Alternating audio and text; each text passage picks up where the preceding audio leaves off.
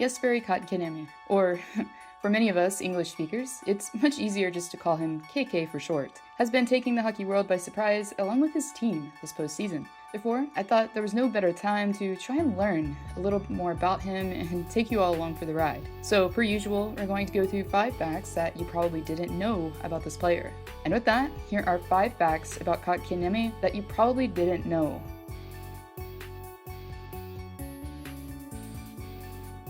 I think what you'll find, or at least I did being an oblivious American over here, that Finland, which is roughly 83.72 the size of California, allows for more connections throughout, and they will be continual throughout this video. Anyways, growing up in Pori, Finland, which is a harbor-like town where the pace is slow and hockey is rampant, Jesperi couldn't help but echo the small-town charm, while saying, "Everyone knows everyone here," he says. Only friends in Pori. But during his childhood prior to the NHL being nearer his reality, KK could be found playing ball hockey in the driveway of his childhood home, one that was ironically very close to the dwelling of current Nashville Predators center Erik Haula. Therefore, the 2 future NHLers and Jesperi's older brother Jesperi spent countless hours perfecting their craft on pavement.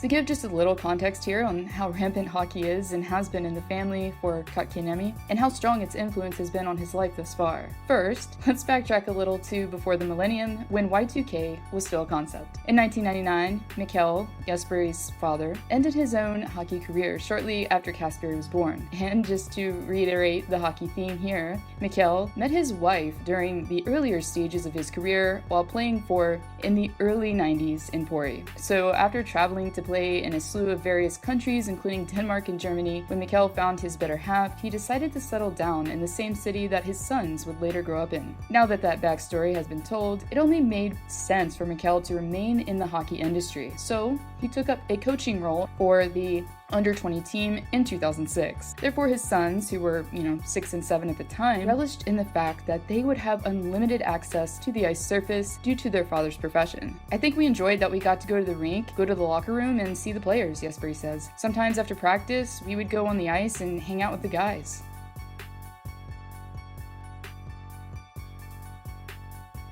As you would expect for a first-round pick, KK excelled throughout the ranks of the system along with Jesperi, who was actually a goaltender up to the U20 level. Anyways, after turning 15 and hitting a growth spurt, it was then that Jesperi began playing with and against some of the best 19 and 20-year-olds that Finland had to offer. But it wasn't until his rookie season with Liga that the young forward began to get the attention of a beloved player who once played in Montreal, which you may know, in Saku Koivu. And for good reason, as Kotkaniemi, who finished with an impressive 10 goals, 29 points in 57 games played at age 17, while finishing 3rd on his team and 8th out of the entire league. Therefore, as Koivu began to keep track of the budding superstar, little did he know that Jesperi would be the first Finnish player taken in the first round by the Canadiens since 1993. Ironically, when he himself was selected by Montreal 21st overall. Koivu, who was one of Jesperi's childhood heroes, despite the fact that he grew up a Blackhawks fan, couldn't be more thrilled for his fellow countrymen as he helped Team Finland secure gold in the 2018 World Juniors. One thing is, you break into the men's league as a 17-year-old, that's a big thing right away. It doesn't happen very often, Koivu says.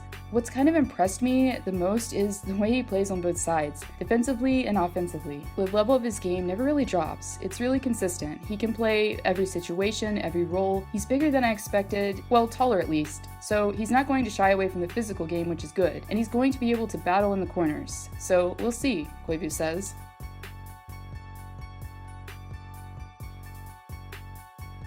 So before Kotkaniemi made the cultural transition from Finland to Quebec, he made sure to prepare linguistically. Yes, or should I say we.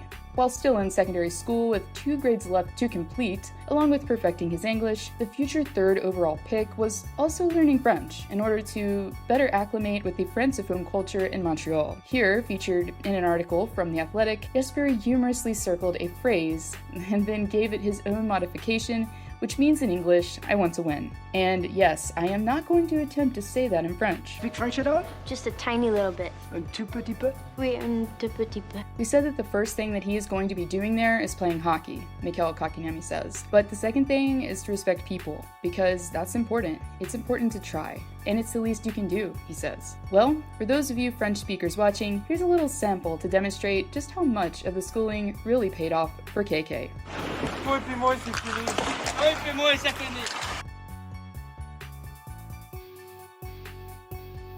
Well, it's probably not a surprise considering his playing style that number 15 would pay off nicely for his team in the postseason. KK's postseason production is almost unrivaled as far as his franchise is concerned, as upon his goal scoring during Game 1 of the second round against Winnipeg, his 8 goals put him in an interesting category, as he is now only behind Claude Lemieux for the most playoff goals scored as a Hab before turning 21. And even more interestingly, he only needs 1 more goal to tie players such as Wayne Gretzky and Sidney Crosby at 9, while considering previous postseason goals scored before legal drinking age in the United States. So, if the forward can produce 2 more before July the 6th, which is his birthday, it would be one heck of an accomplishment, if you ask me.